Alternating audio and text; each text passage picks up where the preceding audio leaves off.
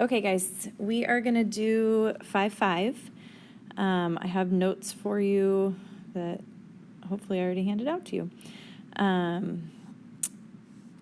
Talking you through this. 5-5 is all about indirect reasoning, so it's indirect proofs, and I know that sounds scary because you don't want to do more proofs, but these are very different proofs. This is not the proof you're used to. So first thing you need to know is indirect reasoning is basically saying if we consider every possible scenario, we do process of elimination and prove all of them false except for the one that's actually true. So it's just process of elimination. It's actually called proof by contradiction, which is this first blank here.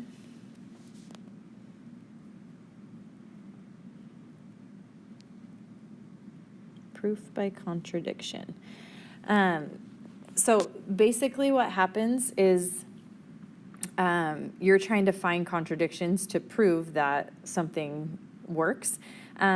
Usually, whatever the statement is that you're trying to prove, and then the negation of that statement, so the statement and the negation are the only possibilities that you have. So like, if I said, prove that the sky is blue, the negation would be the sky is not blue, right? So you start with that as your way of proving that the sky is in fact blue.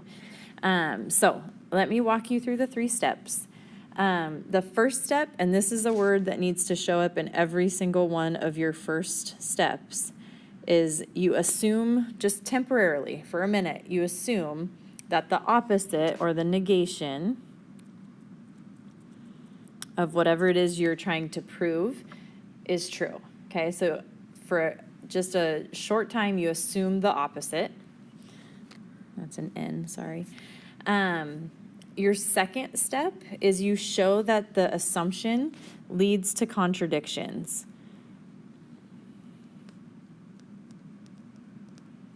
Okay, and then your third step is you conclude that the assumption is false, and then you restate your initial statement. So every single indirect proof is those 3 steps. It will be a 3-step proof every time. Assume the negation, show that your assumptions lead to contradictions, and then conclude that what you originally assumed, step 1, was false, and then you restate what it was they were trying to get you to prove in the first place. Okay, so we're just going to break this down kind of one step at a time. For example 1 here, the question is, what is the first step of this proof? So if you're looking at this chunk of information, you are given a quadrilateral, XYZA, and they ask you to prove that quadrilateral XYZA does not have 4 acute angles. Well, if you look back to our first step, it says your first step of a proof is to assume temporarily the opposite of what they're trying to get you to prove. So right now they're trying to get us to prove this. Quadrilateral XYZA does not have 4 acute angles. Well, the opposite of that would be to say assume temporarily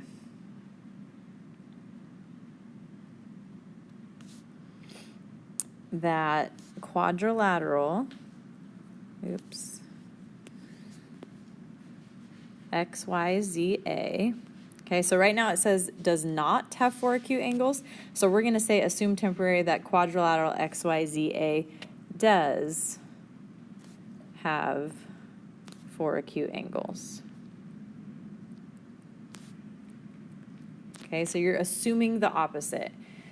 This second one here, it says assume, or given, that an integer n, so given that integer, they want you to prove that n is divisible by 2. So what is the first step of that proof? You would say assume temporarily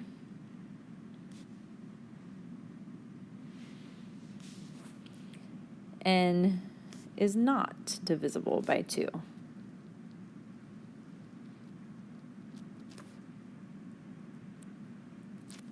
Okay, so that first step is always to assume the opposite. If I said prove the sky is blue, you would say assume temporarily the sky is not blue. If I said prove that grass is green. You would say assume temporarily that grass is not green. So that's your first step of your proof always. Your second step is in example 2 here. We're going to come up with contradictions. So right now we're not even doing the proof. We're just identifying some contradictions that happen here. So if you look at A, you have 3 things. Number 1, triangle ABC is acute. Number 2, triangle ABC is scalene. And number 3, triangle ABC is equiangular. Well, you're looking for what of these don't work at the same time? What contradicts each other? So can you have, in other words, an acute triangle that is scalene? And maybe you don't remember what scalene is. Scalene means all 3 sides are a different length.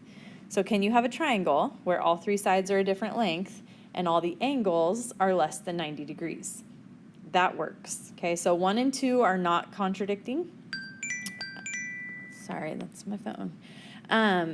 The second set, so number 1 with number 3, can you have a triangle that is acute and equiangular? And if you think about equiangular, it means they're all going to be 60-degree angles, and 60 is acute. So acute and equiangular can happen at the same time. So then you look at 2 and 3. Can you have a scalene triangle that is equiangular? And if you recall, equiangular is equilateral as well. So that's got to be all 3 sides the same. Scalene is all 3 sides different. Can you have a triangle that has all 3 sides of different lengths and all 3 sides that are the same length and be the same triangle? And that you cannot. So your contradiction here is number 2 and number 3. Okay. This one's kind of along the same lines. Can you have a triangle that's acute and scalene? Okay, we already said up here that we could.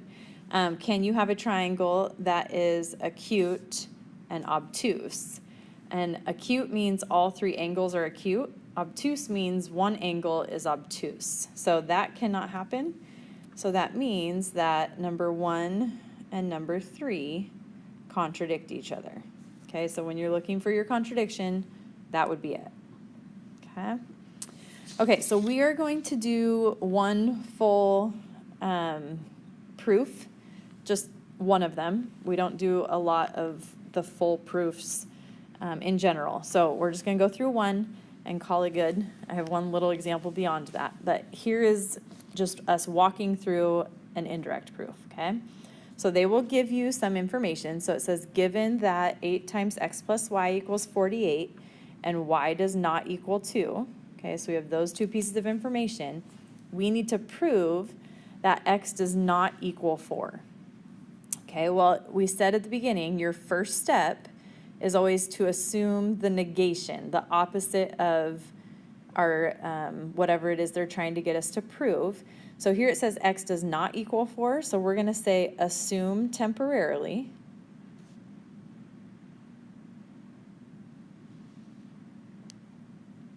that x does equal 4. Okay, notice the difference. X equals 4, x does not equal 4. So we're assuming the opposite. So step 2 is find a contradiction. Well, what you're going to do to find that contradiction is you're going to solve where x is 4. So we're saying assume x is 4. What would happen? Well, if x was 4, then when we plug that in, it would be 8 times 4 plus y equals 48. But when you distribute that, or actually, yeah, most people are going to want to distribute, so we'll just distribute. 32 plus 8y equals 48. Okay, we're going to take away the 32, and we get 8y equals 16, and then divide by 8, so y equals 2. Okay, now this step was looking for a contradiction. Well, if you go back up to your given, it says 8 times x plus y equals 48, and y does not equal 2. Here we found that y does equal 2. So right there is your contradiction. Y can't equal 2, and if x is 4, y does equal 2. So that's your contradiction. So then step 3, you say the assumption is false, and you restate what they wanted you to prove. X does not equal 4. Okay, so it's a very different proof than you're used to from like our chapter 4 proofs. It's the same 3 steps every time. Step 1, assume the negation. Step 2, show the contradiction. Step 3, state that your assumption is false and restate what they want you to prove. Okay, that's the full proof. All right, last thing. Example 4 here says you plan to write an indirect proof showing that angle X is obtuse. Okay, so this is what they want you to prove. Prove angle X is obtuse.